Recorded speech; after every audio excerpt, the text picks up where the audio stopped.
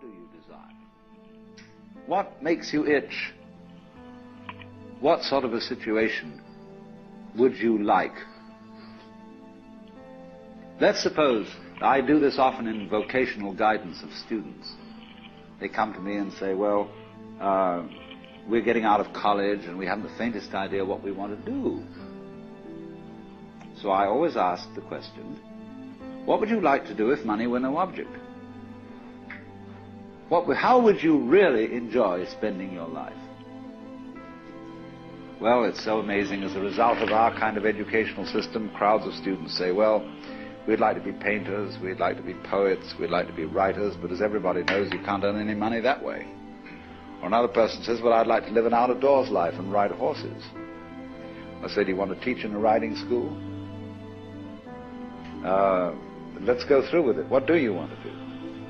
When we finally got down to something which the individual says he really wants to do, I will say to him, you do that. And forget the money.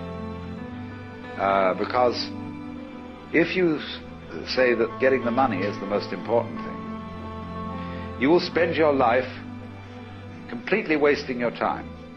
You'll be doing things you don't like doing in order to go on living, that is, to go on doing things you don't like doing, which is stupid.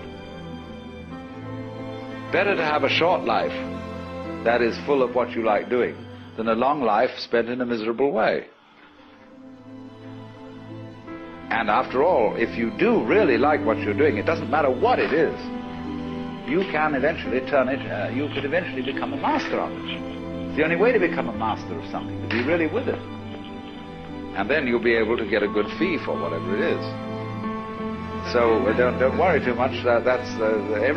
Somebody's interested in everything. And anything you can be interested in, you'll find others who are. But it's absolutely stupid to spend your time doing things you don't like in order to go on spending things you don't like and doing things you don't like, and to teach your children to follow in the same track.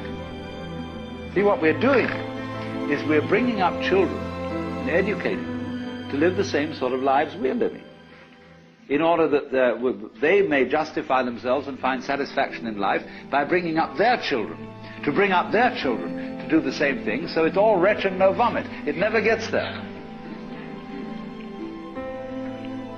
And so, therefore, it's so important to consider this question: what do I desire?